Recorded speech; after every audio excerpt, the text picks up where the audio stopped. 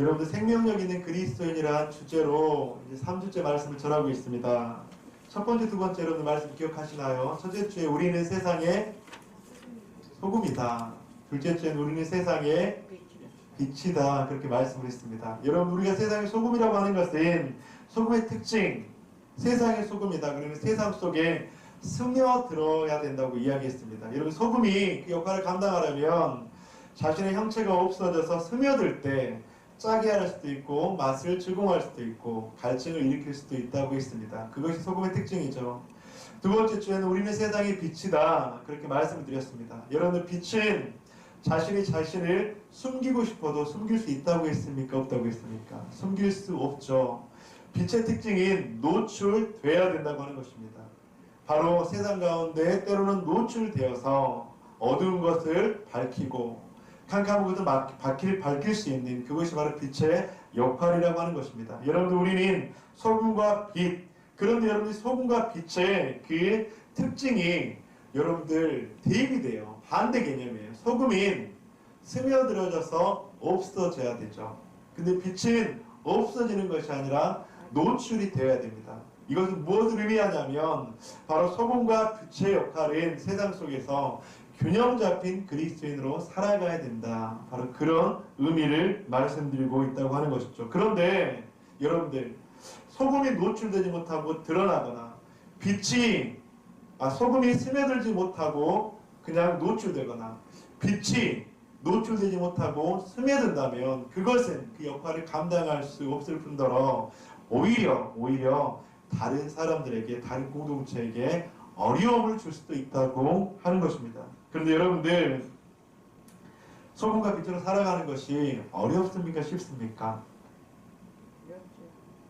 어렵죠. 우리 가장 연세가 많으신 우리 김혜정 목사님께서 저 말은 그냥 인생에서 나온 말이라고 생각해요. 여러분, 어렵죠. 스며들거나 노출되는 건 너무나도 어렵죠. 그런데 어려워도 이것은 그리스도인의 정체성이라고 이야기를 하고 있다고 하는 것입니다.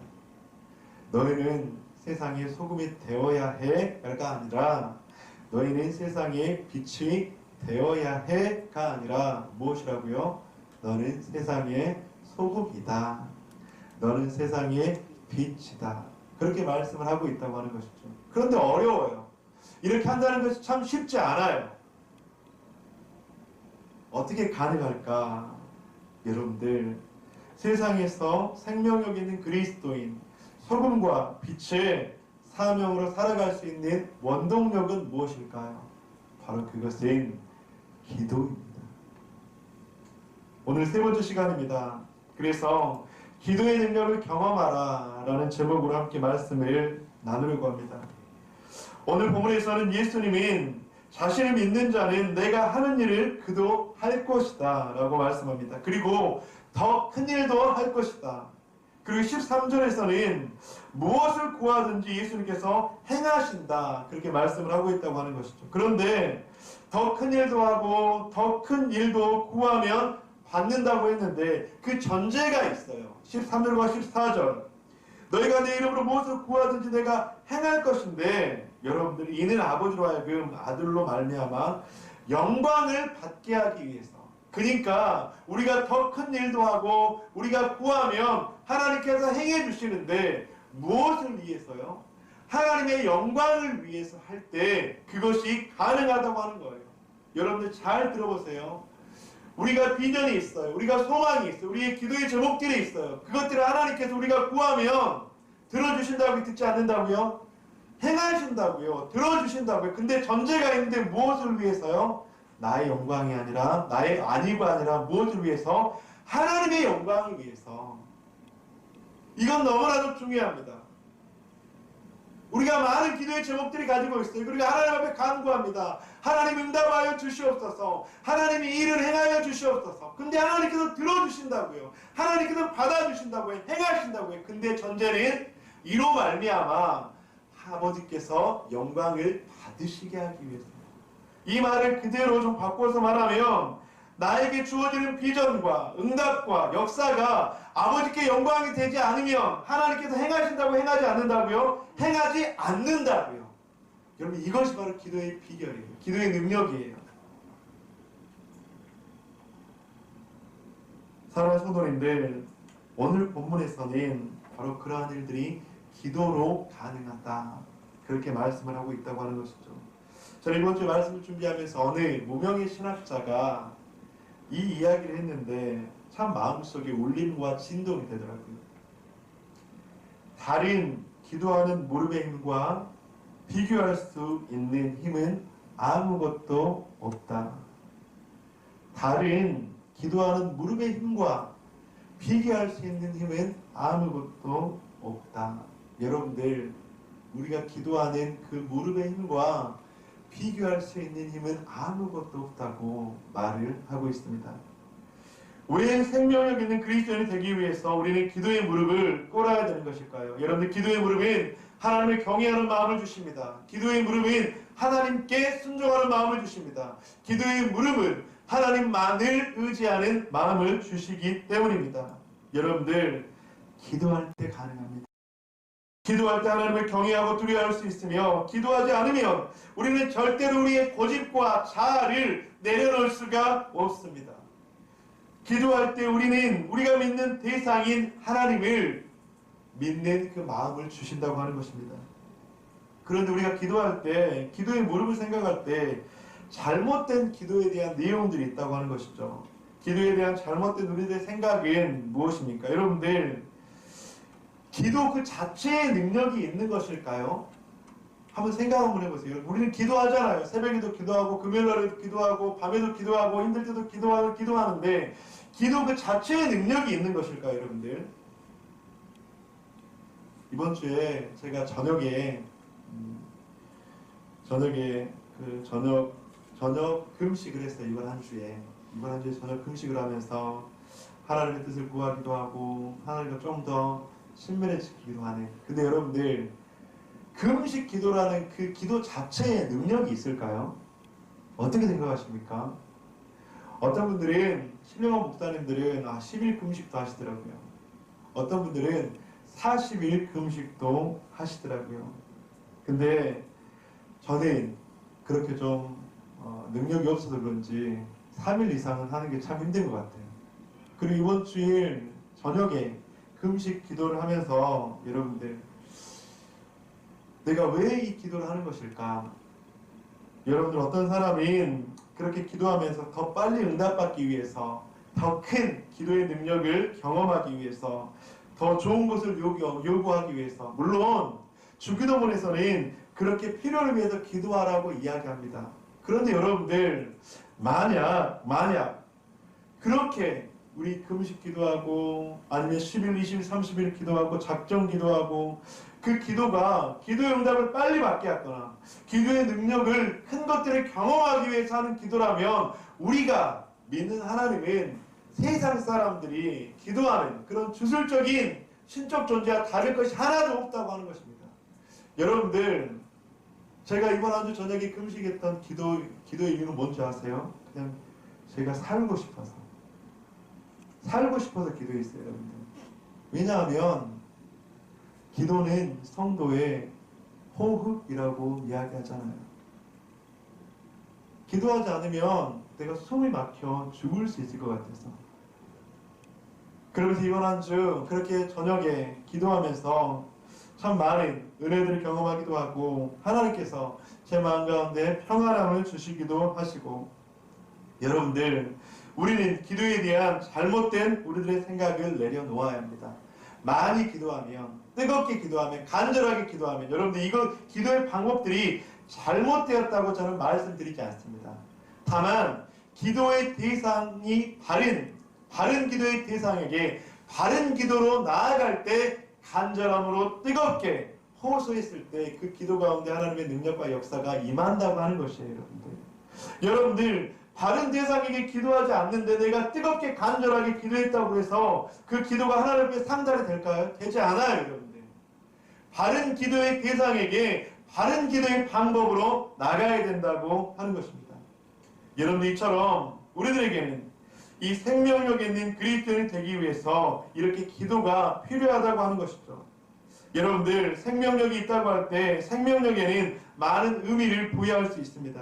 말 그 자체로 생명에 있는 그리스도인이 될 수도 있고, 생명을 살리기 위한 생명의 영양분을 공급받는 주체가 될 수 있기도 하고, 또한 생명을 연장시키는 그런 중간적 역할을 감당할 수도 있습니다. 그런데 요한복음 15장에서는 왜 생명력 있는 그리스도인이 되기 위해서 기도가 필요한가, 그에 대한 해답을 제시해주고 있습니다.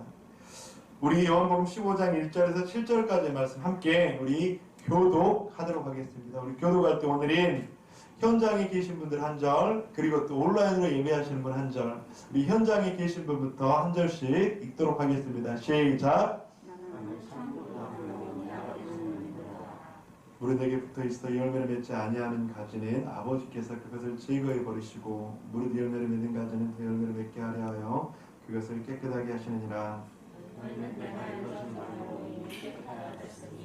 내 안에 거하라, 나도 너희 안에 거하리라. 가지가 포도나무에 붙어있지 아니하면 스스로 열매를 맺을 수 없음 같이 너희도 내 안에 있지 아니하면 그러하리라.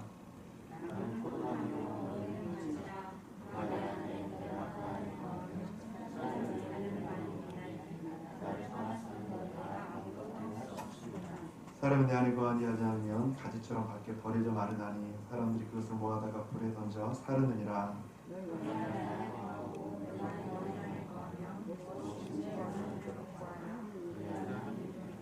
여러분들, 생명력은 여러분들 열매를 뜻하는 거예요. 생명력은 열매와 일치합니다. 왜냐하면 그 열매를 통해서 생명력을 공급받잖아요. 먹어야지 살 수 있으니까. 그런데 열매를 맺기 위해서 방금 읽었던 15장에서는 무엇이라고 말씀합니까? 2절에 보면 물은 내게 붙어 있어. 4절에 보면 가지가 포도나무에 붙어있지 아니하면, 또한 4절에 보면 내 안에 거하라, 나도 너희 안에 거하리라. 5절에 보면 그가 내 안에, 내가 그 안에 거하면, 6절에 보면 사람이 내 안에 거하지 아니하면, 7절에 보면 너희가 내 안에 거하고 내 말이 너희 안에 거하면. 여러분들, 본문을 두 가지로 요약하면 주님께 붙어있고 주님 안에 거해야 된다. 이걸 한 문장으로 바꾸면 주님 안에 늘 붙어있고 거하는 삶. 여러분들, 그렇게 했을 때 생명력이 있는 열매를 맺을 수 있다고 하는 것이죠. 여러분들, 그런데 주님께 붙어있고 주님 안에 거하는 것이 무엇이라고요? 그것이 바로 기도라고. 주님 안에 거하고 주님 안에 붙어있는 것, 그것이 바로 기도라고 하는 것입니다. 성도님들, 기도는 가지가 나무에 붙어있는 것처럼 주님께 붙어있는 것입니다. 붙어있을 때 가지는 나무로부터 공급을 받고 보호를 받고 인도함을 받고, 그 나무는 그 가지를 책임져 줄 줄 믿습니다. 기도는 주님 안에 거하는 것입니다. 그렇게 거했을 때 밖에 버려져 마르지 않는다고 말씀합니다. 주님 안에 거할 때 불에 던져 사르게 되는 것을 막아준다고 말씀합니다. 여러분들, 기도는 우리가 예수님과의 바른 관계를 통해서 바른 삶을 살도록 하고, 기도는 우리가 바른 방향으로 나아갈 수 있게 하고 생명력 있는 열매를 맺을 수 있는 놀라운 축복의 통로가 된다고 하는 것입니다. 이 질문 한번 하고 싶습니다. 여러분들, 주님께 붙어 있습니까? 주님께 붙어 있으세요? 주님 안에 거하고 있습니까? 그런데 무엇으로 주님께 붙어 있고 주님 안에 거하고 있습니까? 우리의 기도가 주님께 붙어있게 만들고 기도가 주님 안에 거하게 만드는 것이죠. 여러분들, 신앙생활은요, 기도로 시작을 해서 기도로 끝난다고 해도 과언이 아닙니다. 여러분, 예수님께서 복음서에 보면 사역을 하실 때 가장 먼저 하신 일이 무엇이었죠? 이름 미명에 주님 앞에, 하나님 앞에 따로 나와서 기도했다고 말씀하고 있습니다. 여러분, 예수님께서 능력이 없었을까요? 예수님은 하나님이신데 자신 능력이 없으셔서 제일 첫 시간에 그렇게 하나님 앞에 기도했을까요? 여러분들, 그것은 무엇이냐면 오늘 하루가 주님의 것입니다. 오늘 하루를 주님께 맡깁니다 라고 말씀하시는 예수님의 고백적인 기도라고 하는 것입니다. 여러분들, 이번 한 주 어떤 목사님의 이야기를 듣다가 귀한 깨달음을 얻었어요. 근데 이제 그 목사님은 기도할 때 무엇인가를 계획할 때 뭐 한 주, 한 달, 뭐 6개월, 1년, 5년 이런 것을 기도하지 않는데요. 계획하지 않는데요.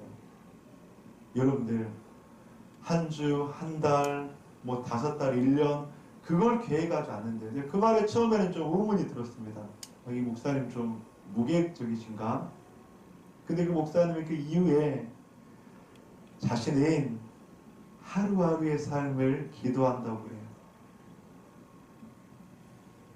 내일 모레가 아니라 오늘 하루 나에게 맡겨주신 사명이 무엇일까? 오늘 하루 하나님께서 나에게 원하시는 것은 무엇일까? 오늘 하루 내가 만나는 많은 사람들, 내가 해야 되는 많은 일들 가운데 하나님께서 기뻐하시는 것은 무엇일까? 그 말을 듣고 참 많은 도전과 마음이 울림이 되었습니다.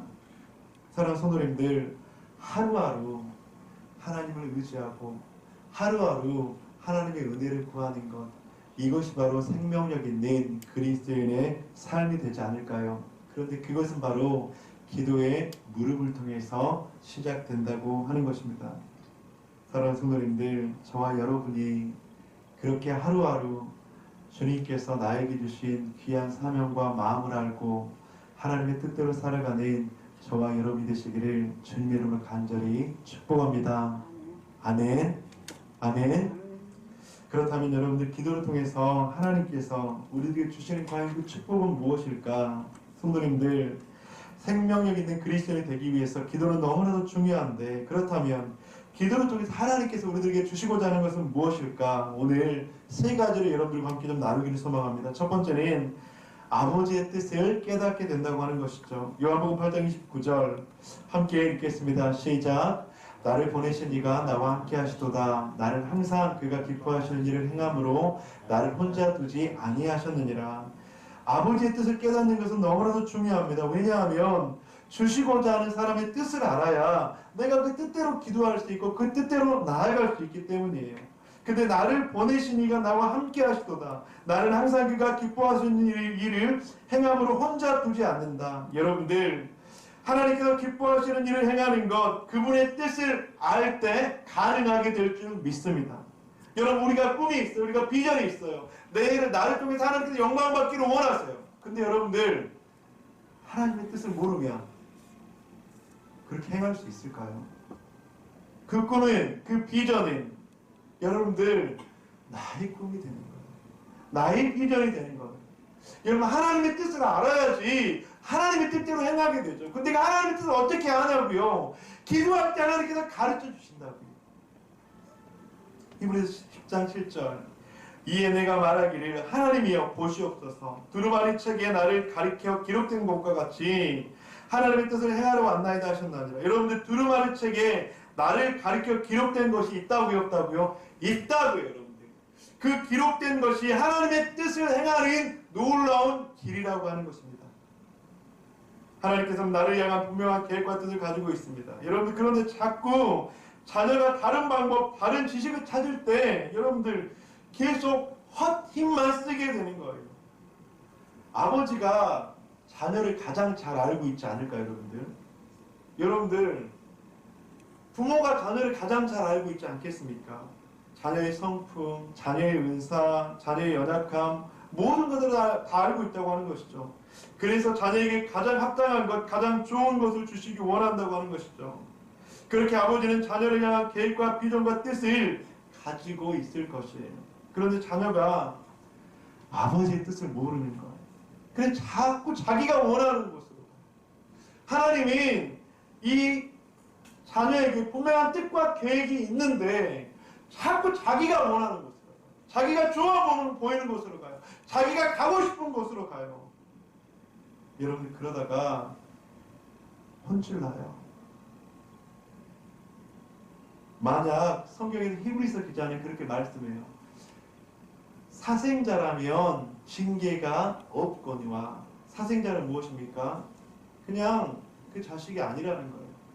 사생자라면 징계가 없거니와 하나님의 자녀라면 잘못된 길로 갔을 때 징계가 있다고 하는 것입니다.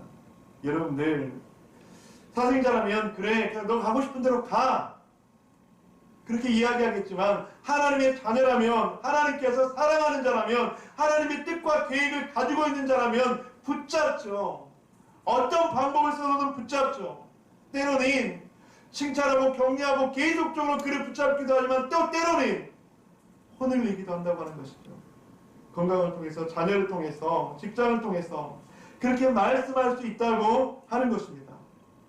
여러분들, 저도 그렇게 하다가 하나님께 참 큰 혼쭐이 났었습니다. 여러분들, 제가 늘 강대상에서 참 많은 고민을 했었습니다. 어떤 고민이냐면 어떻게 하면 성도님들에게 좀 위로의 말씀을 전할까? 어떻게 하면 좀 달콤한 말을 전할까? 어떻게 하면 축복의 말을 전할까? 그러면서 좀 어려운 말씀 전하는 걸 너무나도 힘들어했어요. 왜냐하면 듣기 싫은 말 좋아하는 사람이 없잖아요. 근데 그게 하나님께서 절대로 기뻐하시는 일이 아니다라고. 그러면서 하나님께서 저도 참 혼났습니다. 그러면서 하나님께서 제안해 주신 말씀인, 그래서 제가 오늘 말씀을 전할 때도 담대하게 선포할 수 있는 것은, 여러분들, 기도하지 않으면 살 수 없습니다. 기도하지 않으면 하나님의 뜻을 알 수가 없습니다. 어떻게 우리가 하나님의 뜻을 알지 않고 하나님의 뜻대로 행한다고 말할 수가 있겠습니까? 사랑하는 성도님들, 우리 하나님 아버지께서는 우리가, 자녀가 자신의 뜻대로 나아가는 것을 원하는데, 그것은 바로 기도를 통해서 우리들에게 가르쳐 주신다고 하는 것이죠. 교회론과 리더십의 권위자인 헨리 블랙하비는 이렇게 말을 합니다. 기도의 목적은 하나님을 움직여서 도움을 이끌어내는 것이 아니라 하나님께서 행하시려는 사역에 자신을 맞춰가는 데 있다. 기도는 하나님의 초대장이다. 거룩한 보좌 앞에 나아가서 그분의 계획을 마음에 옮겨 담으라는 것이다. 우리는 하나님의 종이다. 주님을 원하는 대로 좌지우지할 수 있다고 생각한다면 그것은 이만저만 큰 착각이 아니다. 믿음을 가지고 무엇이든 원하는 대로 구하면 주님이 들으시고 응답하신다는 것은 분명한 사실이지만 반드시 그분의 뜻을 쫓아 해야 한다. 사랑하는 성도님들, 기도하면서 하나님의 뜻을 아시는 저와 여러분이 되시기를 주님의 이름으로 간절히 축복합니다. 아멘. 아멘. 두 번째로, 하나님께서 기도를 통해서 주시는 축복인 성령님의 능력을 경험하게 된다고 하는 것입니다.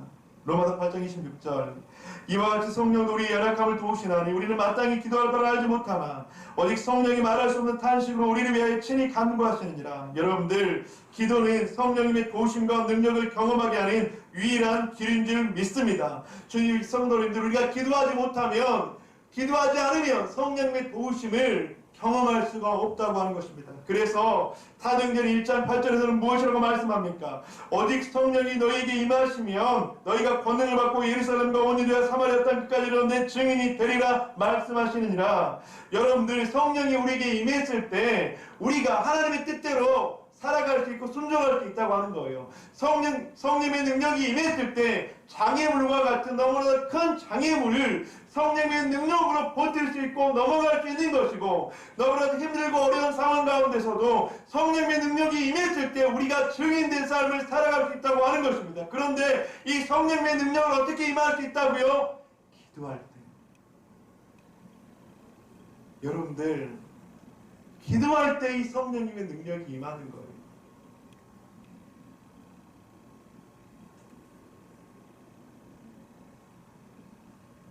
기도의 신학자 E.M. 바움주는 이렇게 말합니다. 우리의 기도를 응답하며 그 기도에 따라 역사하시는 하나님의 능력은 성령을 통해 우리 안에 부여하실 수 있는 하나님의 에너지에 의해 결정된다. 기도의 능력은 우리 안에 계신 성령에 의해서 결정된다. 여러분들, 기도해야 합니다.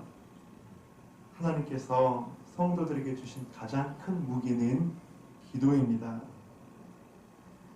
그 무기를 사용하세요. 무기를 사용할 때 우리는 승리할 수 있습니다. 참, 근데 이 기도를 방해하는 이 사단의 세력은 진짜로 오묘한 것 같아요. 이번 주 제가 저녁에 금식 기도했다고 하셨잖아요. 근데 저녁을 이제 안 먹고 금식 기도를 해서 그런지 좀 힘이 없더라고요. 근데 이제 목요일 새벽하고 금요일 새벽하고 이제 제가 제 시간에 못 일어난 거예요. 제가 우리 교회 세워진 거 처음이었거든요. 이제 화요일 날 저녁에, 수요일 날 저녁에 청년들 제자훈련을 하고 11시 반에 끝났어요. 그때 2시간 반 동안 좀 오래 있거든요. 그래서 너무 지친 거예요. 그래서 그때 교회에서 잤는데 딱 누우면서 시계 맞춰놓고 자야지 했는데 깜빡 잠이 든 거예요. 근데 5시 29분에 이제 바깥에 엘리베이터 밖에서 삐삐삐 소리가 들고 비밀번호를 여는 소리가 그때 들리는 거예요. 그 전까지 몰랐는데 보니까 이제 한 집사님이 기도하러 오셨는데 불이 났게 이제 목요일에 가서 옷 갈아입고 해서 와서 31분에 이제 수요일 날 아침, 목요일 날 아침에 31분에 딱 새벽 기도를 시작했습니다. 그 다음날 금요일 날 이제 시계를 딱 맞춰놓고 이제 만반의 준비를 하고 이제 그때도 교회에서 잤거든요. 그래서 이제 자고 나서 5시 딱 일어나서 예배당 세팅해놓고 이제 딱 준비하고 목양실에 앉아서 이제 잠시 좀 묵상하면서 이제 준비해야지 했는데 갑자기 밖에서 목사님 소리가 들리는 거예요. 시간을 보니까 5시 38분이었어요. 여러분들 참 이렇게 기도하면서 주님 뜻대로 살려고 하니까 왜 이렇게 방해가 많은지, 왜 이렇게 어려운지 여러분들, 그런데 그렇게 해서라도 기도해야 합니다. 근데 이제 더 언니가 죄송한 게 금요일 날 이제 새벽에 이제 이모우 집사님이 새벽 기도에 이제 온라인으로 들어오셨대요. 근데 38분 동안 이제 제가 안 나오니까 중간에 나가신 것 같더라고요. 그래서 얼마나 죄송하기도 하고 내가 얼마나 죄스러운지, 야 진짜로 참 이렇게 기도로 살려고 하는 게 이렇게 굉장히 어렵구나. 사랑하는 성도님들, 기도는 우리가 성령의 능력을 받을 수 있는 놀라운 축복의 길인 줄 믿습니다. 그런데 그 기도를 방해하는 그 어둠의 세력들, 사단의 세력들, 그래서 우리는 하나님의 은혜를 더 구하고 간구해야 되는 줄 믿습니다. 아멘. 아멘. 기도를 통해서 주시는 축복, 하나님의 뜻을 깨닫게 되고 성령의 능력을 경험하게 됩니다. 세 번째는 하나님과 연결시켜주는 놀라운 고리를 만듭니다. 요한복음 14장 13절, 너희가 내 이름으로 무엇을 구하든지 내가 행하리니 이는 아버지로 하여금 아들로 말미암아 영광을 받으시게 하려 함이라. 여러분들 연결고리 아시죠? 고리가 있으면 두 개가 연결되면 떨어져 있는 물건을 이렇게 연결시켜 주잖아요. 그런데 기도가 우리를 하나님과 떨어질 수 없도록 연결시켜주는 놀라운 고리가 된다고 하는 것입니다. 여러분들 제가 예전에 한 2번 정도 이야기했던 것 같은데 로마인들은 어떻게 악수한다고 이렇게 이야기했죠? 한번 해볼까요? 로마인들은 이렇게 악수를 한다고 했죠. 로마인의 예전의 사람들은 여러분 이렇게 악수를 하면 손바닥을 잡는 게 아니라 이렇게 손목을 서로 잡으면 한 사람이 손을 놔도 여러분들 그 손은 서로 떨어질까요? 떨어지지 않을까요? 떨어지지 않는다고 하는 것입니다. 여러분들 우리가 주님 앞에 기도하면 때로는 넘어지고 자빠져도 하나님께서 우리를 절대로 놓지 않는다고 하는 것입니다. 바로 그것이 기도를 통해서 하나님은 우리를 붙잡아 주시고 기도를 통해서 우리와 늘 함께 하시는 하나님의 놀라운 축복이라고 하는 것입니다. 말씀을 마무리하도록 하겠습니다. 달인 기도하는 무릎의 힘과 비교할 수 있는 힘은 아무것도 없다. 사랑하는 성도님들, 그래서 우리는 기도해야 합니다. 하나님의 뜻을 깨닫기 위해서, 성령의 능력을 경험하기 위해서 하나님과 연결시켜주는 그 고리를 만들어주기 때문에 여러분들 이번 한 주 그렇게 기도의 자리에 나아가면 어떨까요? 여러분들 그 새벽에, 여러분들 금요일에, 여러분들 아니면 자기 전에, 아니면 여러분들이 하루의 일과를 직장에서 시작하기 전에 그렇게 기도하면서 시작하면 어떨까? 여러분들 한 달, 1년, 5년 뒤 생각하지 마시고 오늘 하루 여러분 이 말씀을 듣고 도전받는 그 내용들이 있다면 주님 앞에 기도하면 어떨까요? 하나님께서는 우리들에게 기도의 능력을 경험하시기를 원하십니다. 이 사랑하는 성도님들, 기도의 능력을 경험해서 생명력 있는 그리스도인의 삶을 살기를 주님 이름으로 간절히 축원드립니다.